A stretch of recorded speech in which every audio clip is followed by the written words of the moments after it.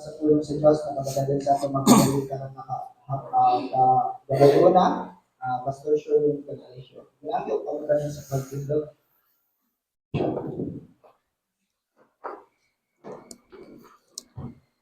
Okay, maayong gabi sa tanan. Pwede na ko dili mag-microphone mga kaigsunan, total gabi man. Let us pray.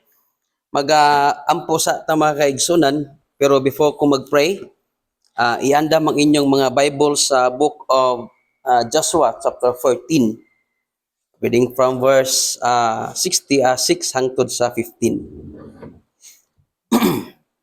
Mag-pray sa ta mga kaigsunan. Balaan o gamhanan nga Dios, Ginoo, salamat sa mga katawhan nimo nga nag-sacrifice alang Ginoo sa paghatag og dako nga higayon sa pagpamalandong sa imong mga pulong. Ug salamat Ginoo sa mga ladies nga naghatag og awit agig pasalamat sa imong pagkamayo. O kang Brother Bone nga naghatag usab Ginoo og usa ka pinasaing awit nga tinuod Ginoo nga angay kang simbahon, walay lain nga angayan nga hatagan og dako nga pagtahod kung dili ikaw lamang. Busa itugot nga ang balaang espiritu mao gyud ang magaabli sa among kasing-kasing ang gunahuna alang amahan sa pagdasig sa nagakaluya namo nga mga kinabuhi. Og itugot nga ang kaalam nga langitnon imong ihatag sa imong ubos nga lagad. Kining tanan amo kining lauman ug madawat uban sa pagpasaylo sa mga kalapasan nga among nahimo. In Jesus name we pray. Amen o amen. Balik ta sa paglingkod mga kaigsunan. Ang panalangin diha sa pagsunod. Tingali wala ni nahimong Friday ang prayer meeting nga wala kasabuti sa iglesia. So una daw ang inyong prayer meeting is naa sa Wednesday. Di ba? Nasa Miyerkules ang inyong prayer meeting. Unya gikauyunan sa simbahan nga ibutang ngadto sa Friday. Og tungod kay gikauyunan sa simbahan mga kaigsunan, nasayod ko nga gikan na sa kasing-kasing. But sad to say, at tingali nakalimtan or nagpalimot-limot lang ang uban, kay kung gikasabutan sa iglesia mga kaigsunan nga ang prayer meeting ang ibutang sa Friday, it means nga kinahanglan ato ning sundon tungod kay kung unsa man ang desisyon sa simbahan mga kaigsunan, mao pod na ang kining gitawag nato nga aduna nay gahom ug mao na ang gikauyunan pod sa atong Ginoo. Pero ang nindot mga kaigsunan atong isgutan karon ang word nga ang panalangin diha sa pagsunod.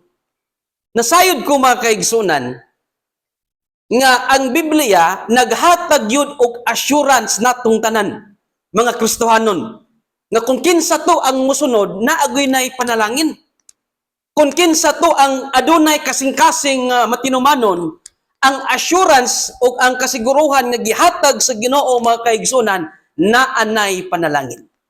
Ang word nga panalangin alang sa tao na first na mention mga kaigsunan sa Genesis chapter 1 verse number 28. And God blessed them. Sumao ni ang pinakaunang panalangin nga gisulti alang sa tao. Og ang panalangin mga kaigsunan, ang konsepto sa karon nga panahon kung magisgot kag panalangin layo ra kayo. Kay sa karon nga panahon mga kaigsunan kung makadungog tag panalangin ang naa sa atong hunahuna, either trabaho o naay tay kwartang nakuha. Pero tanawa mga kaigsunan, sa pinakaunang libro sa Old Testament nga gisulat ni Moses, og gipanalanginan sila sa Dios. Tanawa, walay kwarta nga gihatag pero panalangin ang term. Walay trabaho nga gihatag pero panalangin ang term. Walay gitawag nato nga mansion nga gihatag sa Dios sa tao pero panalangin ang term. Pero awa mga kaigsunan, and God blessed them, and God said unto them, be fruitful and multiply. Tanawa sa verse number 29, and God said, behold, I have given you every herb. Sa ito pa, tungod kay gipanalanginan sila sa Diyos, ang Diyos mismo ang naghatag nila. Wala nila pangita, wala nila hagui, kundili mismo ang panalangin mao'y niduol nila. So ingon ana dahil basta ang Dios mao ang panalangin. Ang panalangin mao'y mangita nato. I have given you every herb bearing seed, which is upon the face of all the earth, and every tree in the which is the fruit of a tree, yielding seed to you, it shall be for meat. Tanawa mga kaigsunan sa verse number 30, unto every beast of the earth, unto every fowl of the earth, unto every thing that creepeth upon the earth, wherein there is life, I have given every green herb for meat, and it was so. Kung imong tanawon mga kaigsunan, ang word ay nga panalangin, kanang pabor nga gihatag sa Ginoo nimo. So kining atong gininhawa, dako ni nga pabor nga gihatag sa Ginoo. Kay naay mga tao karon nga naglisod nagginhawa. Og matud pa sa pulong sa Ginoo, sa panahon nga gihimo niya ang tao, iyang tayhupan ang iyang ilong og nakaginhawa ang tao. It means nga ang atong gininhawa mauni ang gitawag sumpay ni sa mabita na nga ang tao dili ta pwedeng mabuhi kung wala ang Ginoo. Dili ta pwedeng mabuhi kung wala ang Dios mga kaigsunan, kay siya ang sumpay sa atong gininhawa. Ang bot ipasabot mga kaigsunan, kung nagginhawa ka karon, it means pabor na nga gihatag sa Ginoo nimo. Igsoon, unsa man ang panalangin sa pagsunod. In Joshua chapter 14, verse number 6 mga kaigsuunan, na-mention diha mga kaigsuunan ang ngalan ni Caleb. Because ang word nga Caleb, gihataga na og meaning sa Biblia nga, ang word nga Caleb, it means loyalty. Loyal, ang word nga Caleb. Muna nga ko ng imo ngalan Caleb, pero dili ka loyal, dili ka scriptural. Kay dili man mao ang gisultis pulong sa Ginoo. Pero matud pa niya mga kaigsunan, siya mismo ang nag-ingon, nevertheless, my brethren, that went up with me, made the heart of the people melt, but I wholly follow the Lord my God. So ay problema. Kung miingon si Caleb mga kaigsunan nga ako nagsunod ko sa Dios, nagtuman ko sa Ginoo, faithful ko sa Ginoo, why question diha? Pero abi ninyo mga kaigsunan, ang mas pinakanindot nga kining gitawag nato nga muhatag bitaw og definition sa atong kinabuhi ang laing tao. Mabita na nga sa Proverbs chapter 27 verse number 2, padaiga ang laing tao may tungod kanimo. Why problema kung mingon si Caleb nga faithful siya? Why problema kung mingon siya nga matinumanon ko nga tao? Well, matod pa sa pulong sa Ginoo, verse number 2, padaiga ang laing tao may tungod kanimo. Sa to pa, mas nindot yun og ang uban tao maingon nga faithful ka. Mas nindot yun og ang uban tao mga kaigsunan mo ingon nimo nga buutan kaayo ka ba? Mas nindot yun og ang uban tao maingon nga maayo gid ka nga tao kay mahinatagon ka. Awa mga kaigsunan, padaiga ang laing tao mahitungod kanimo og dili ang imong kaugalingong nga baba.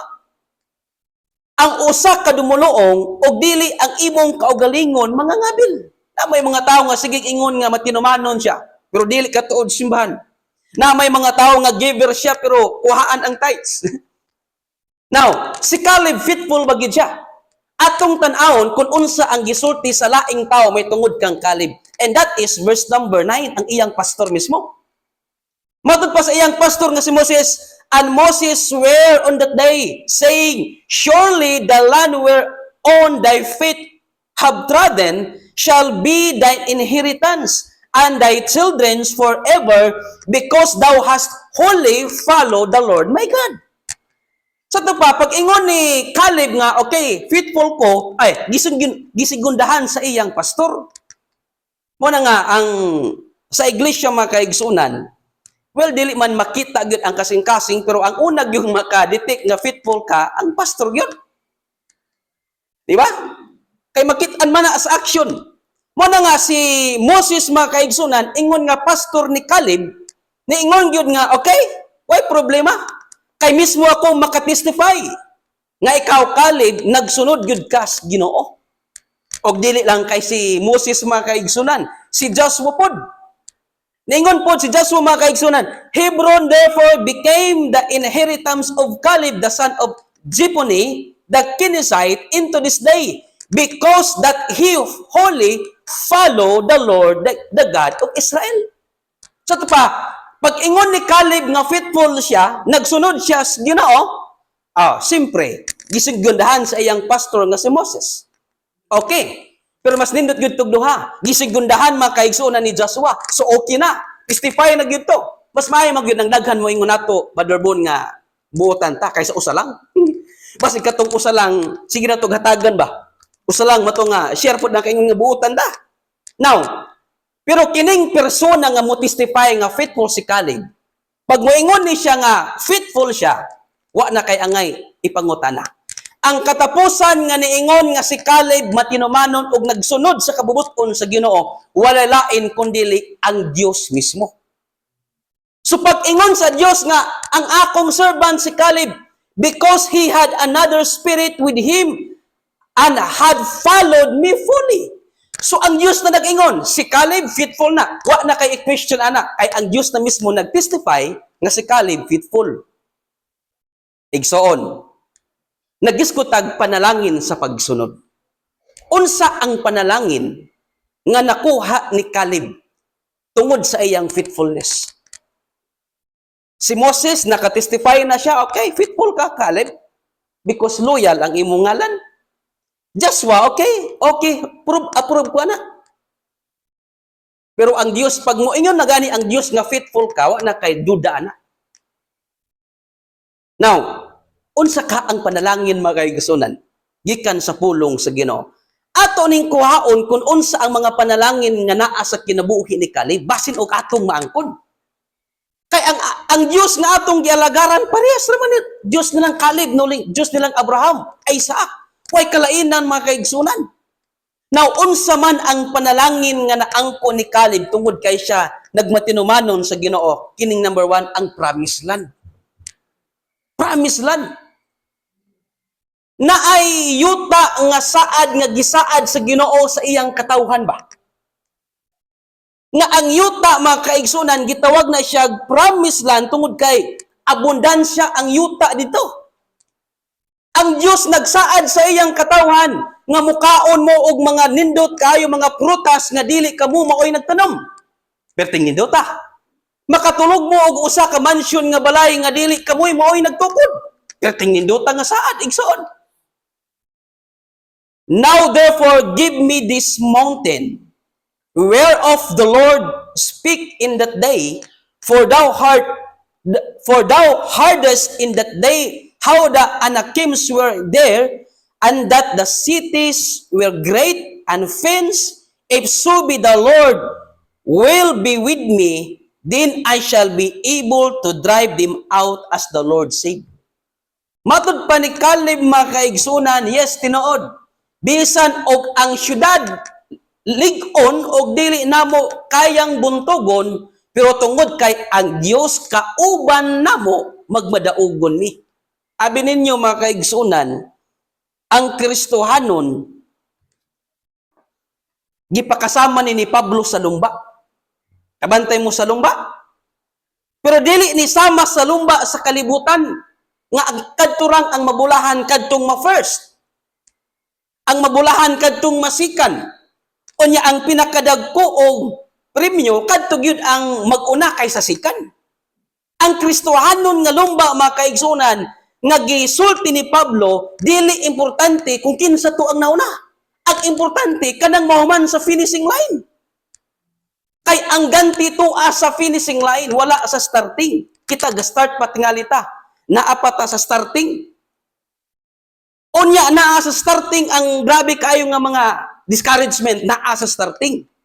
Daghan kayo pag mga question naa sa starting. Wa may ganti sa starting. Wa po'y ganti sa tunga-tunga.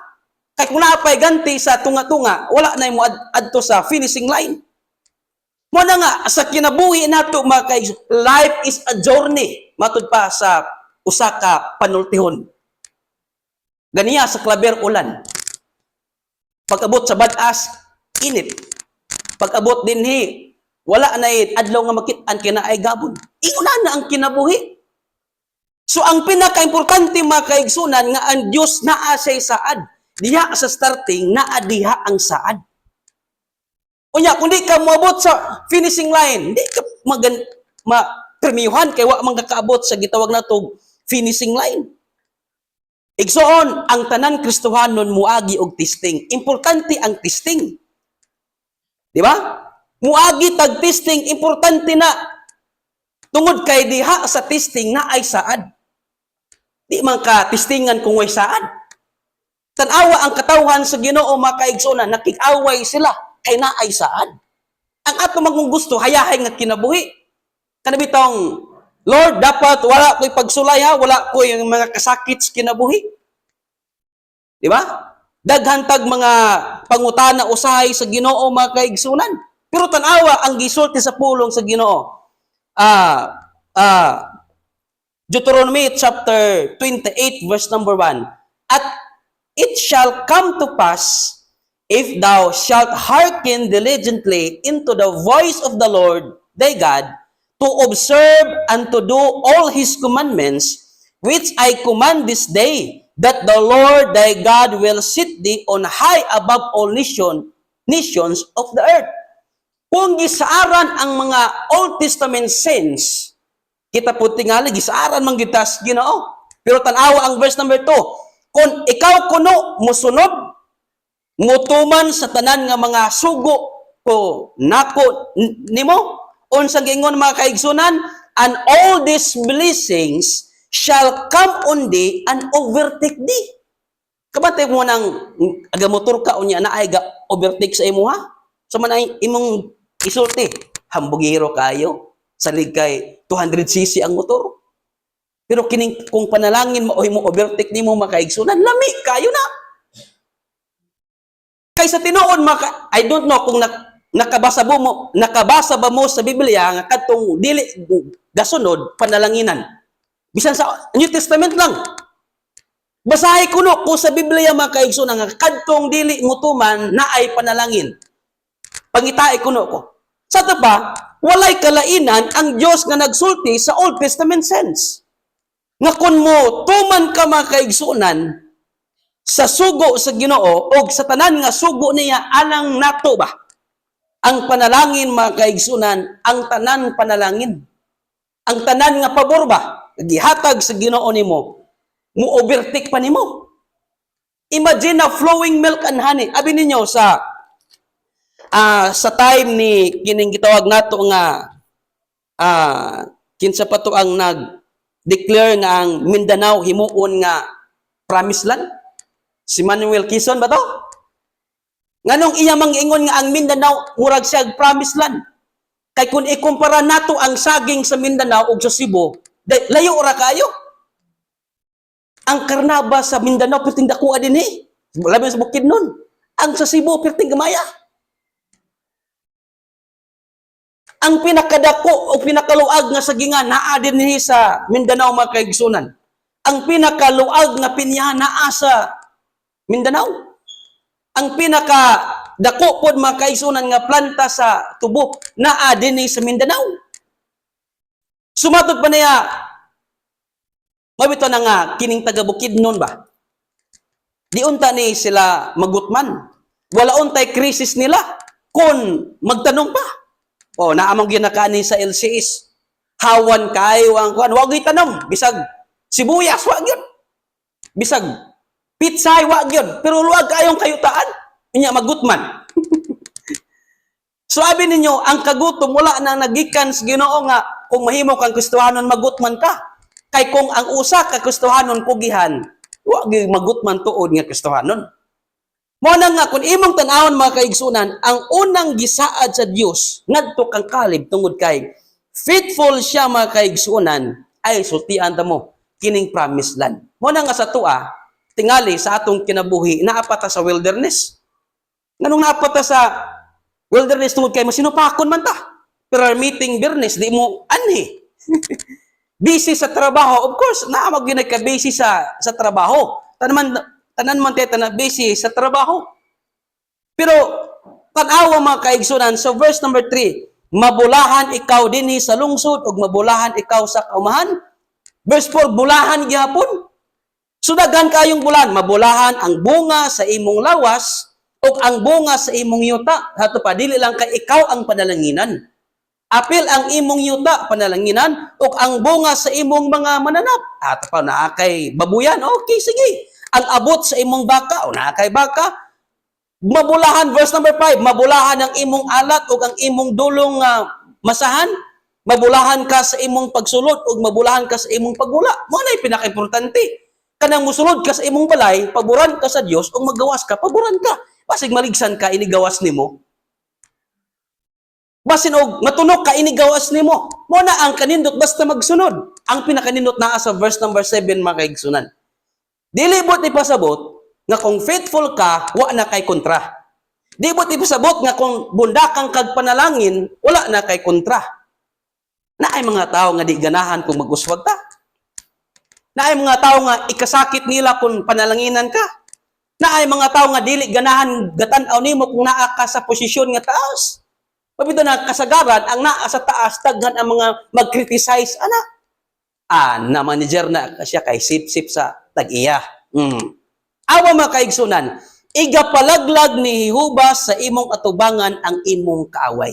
Kung faithful ka, ang Dios mooy makig-away para nimo. Di ba? Igapalaglag ni Jehova sa imong atubangan ang imong kaaway nga magatindog bato kanimo. Mo na pinakanindot. Kay dili na ka problema sa mga tao nga nag-criticize nimo. Di na ka problema sa mga tao nga sige labay nimo og dautan. Kay ang Dios mooy makig-away nila. Naabay makalupig sa Dios. Wala gyud. Naabay tao nga kaya niyang buntogon ang Dios, wala gyud. Mao na nindot kay ang makig-away alang sa mga faithful ang Dios. Wala tingali ginikanan mga kaigsunan no nga ang iyang anak gilabayan og mga bato, gibuli sa eskwelahan, nga buutan nga anak kunya ikaw nga ginikanan magngisi-ngisi lang. Go ahead, sige pa gyud. No, labanan gyud na nimo. Unsa pa ka ang Dios mga kaigsunan nga adunay pagbati sabsama nato. Manggula sila bato kanimo sa usa ka dalan, sa 7 ka dalan mukalagaw sila gikan kanimo. Mao nay pinakanindot. Kay kun ang Dios makig-away alang nimo, ang imong kontra magpalayo gyud. Ang imong kalaban makaigsunan magpalayo gyud.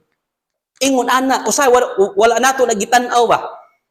Nga well, faithfulness murag di kayo heartily ang atong pag-alagad sa Ginoo. Pero wa ta kabalo makaigsunan nga usa ni nga adunay pakigsaad ang Dios sa mga tawo nga nagmatinumanon. Kining gitawag nato faithfulness. Ug ang ikaduha mga kaigsunan, yes tinuod. Mga kaigsunan, mag-unsa man ang naanak ka sa promised land. Okay na ang imong kinabuhi. Okay na ang tanan. Okay na ang daghan sa negosyo, okay na, plastado na ang imong trabaho nimo. Kung ang imong kinabuhi, mubo lang. Mabito na nga, usa sa panalangin nga gihatag sa Dios ngadto kang kakalib, ang taas nga kinabuhi. Tanan-tanangan doy og taas nga kinabuhi, oy. Bisan og katong 80 anyos na nga mas taas pa ang ubo kaysa iya wali. Mas taas pa ang ubo kaysa gisulti. Pero mangandoy ta og taas nga kinabuhi. Yes, tinuod na, mag-unsa man tuod ng nakay kwarta daghan kayo, nindot kag trabaho niya, mubo ra kayo kinabuhi. Useless ra gyapon, day. Kung puto brata sa 30 inwiwi, 40 ang edad, 50, wala. Pero tanawa mga kaigsunan, mauni ang saad. Mo na nga, dili dahil sa tablitas. Dili dahil sa doktor. Kay naay mga doktor mo ingon nga, mubo ra imong kinabuhi pero ang doktor pa una namatay kaysa ingong sultian nga hapit na mamatay. Sa ato pa wala sa doktor.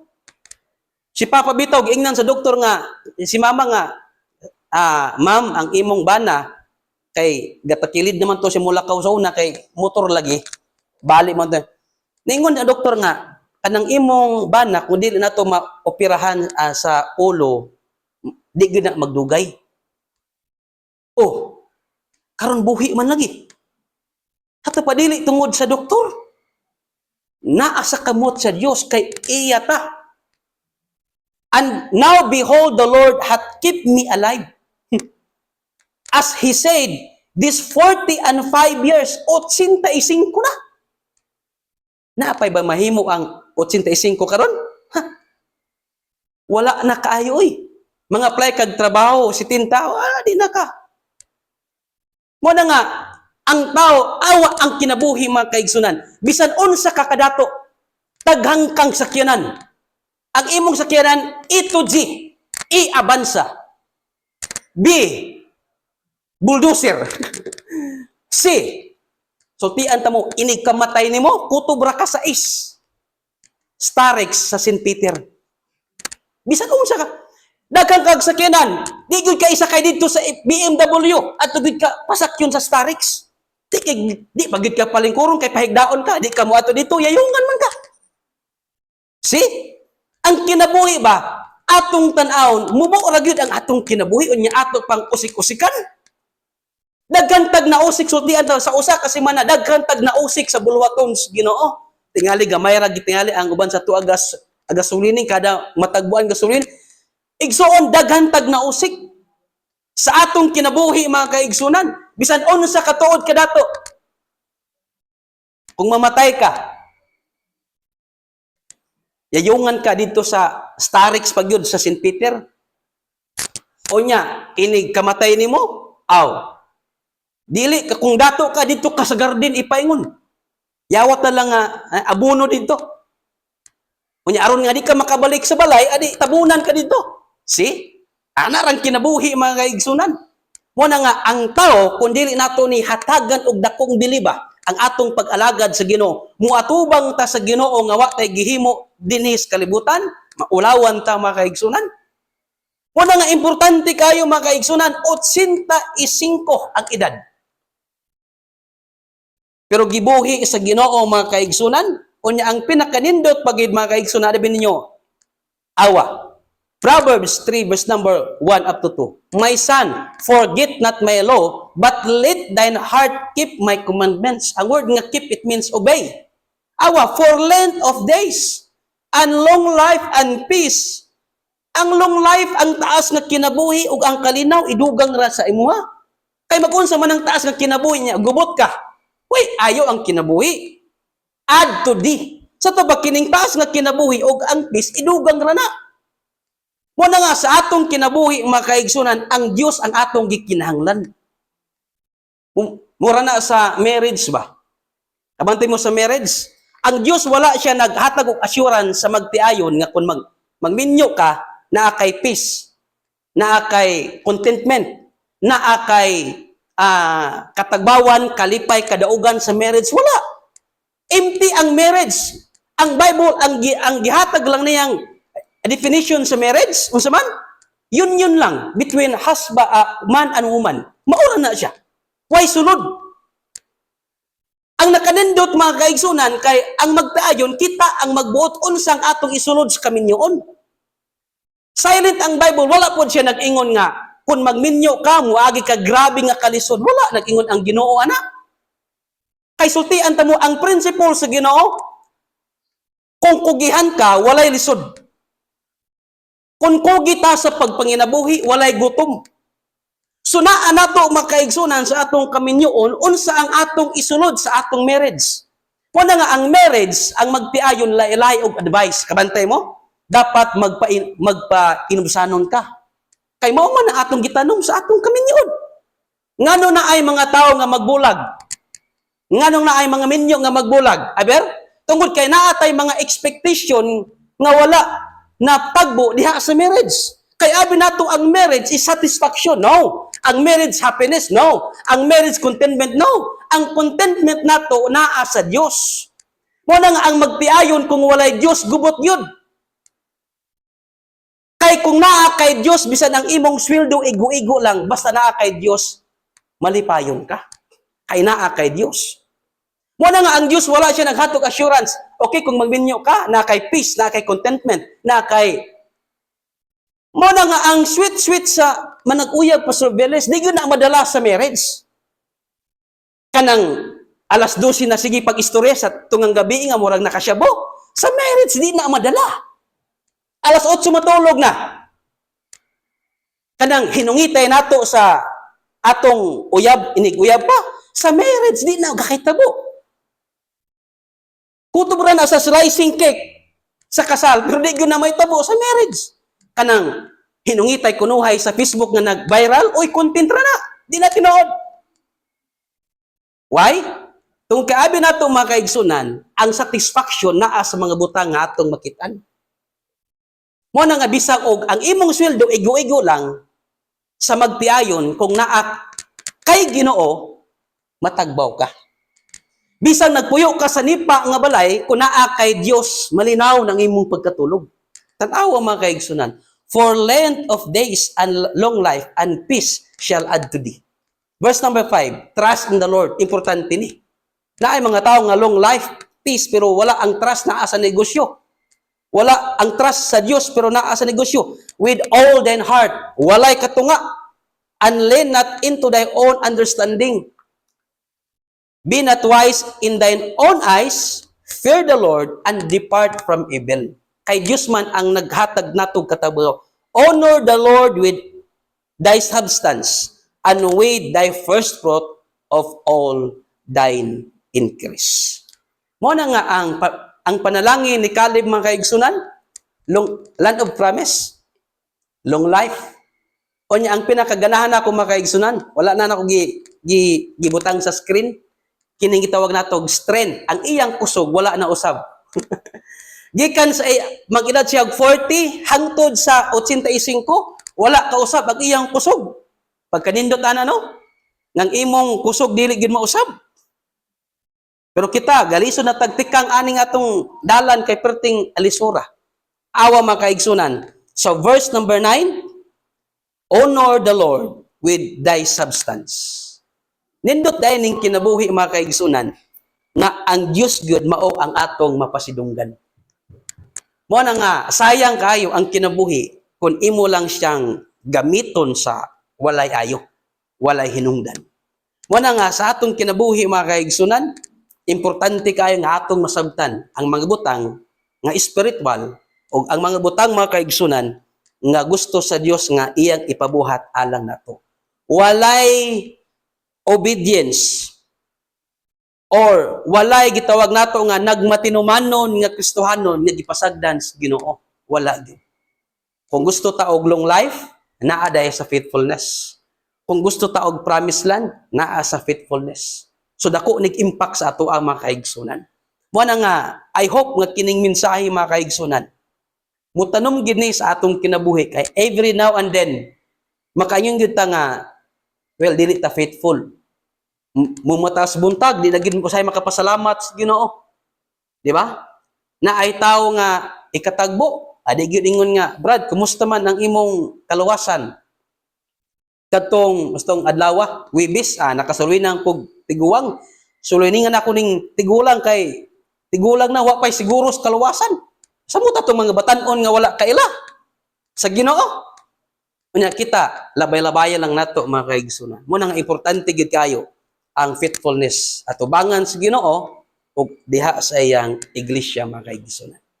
So, yes, mao na ang last nga slide mga kaigsunan. Di nato pwedeng walaon nga dili ta pwede maalamon sa atong kaugalingon. Kay usay mas bright patas kay sa Ginoo. Di ba? Awan ang mga saints siya mga kaigsunan. Mas bright pa sila kay sa Ginoo.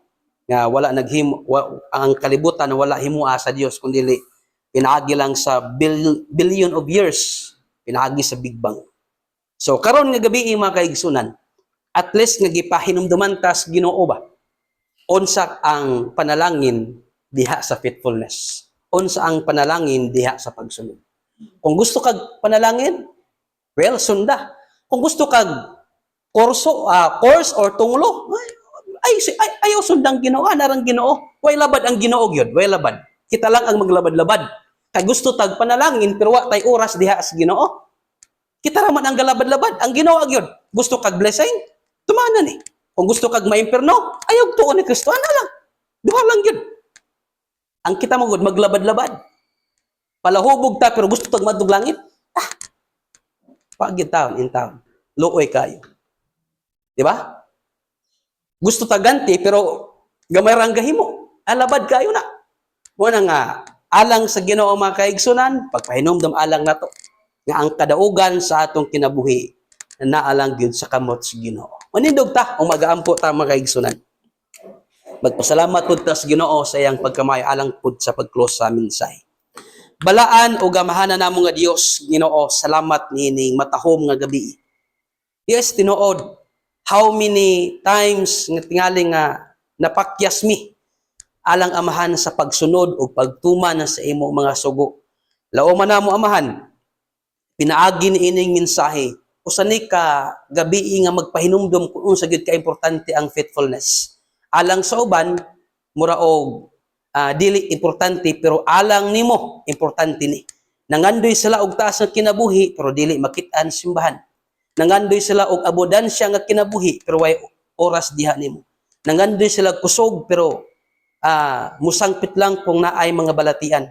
Lauman namo nga kining mensahe amahan sa naa karon dinhi magpahinumdom ni alang kanamo nga dili lang di ay kutob nga kami nakadungog sa imong mga mensahe kundi among ma-apply aron among maangkon amahan ang panaad nga Dios nun ug magpabilin kami Ginoo nga magmalinaw magmalipayon tungod Ginoo sa imong assurance nga imong gihatag alang sa nagmatinuman. Dalaygon ka sa way katapusan. In Jesus name we pray. Amen o amen. Balik ta sa paglingkod mga kaigsunan og maayong gabi sa tanan. Atong pangitaon sa ang atong mga angay nga i-pray karon nga gabi. Kung naamoy kadugang, pwede ra gyapon nga idugang sa atong mga alam ko ano. Palikog off sa aga ka gakuan kog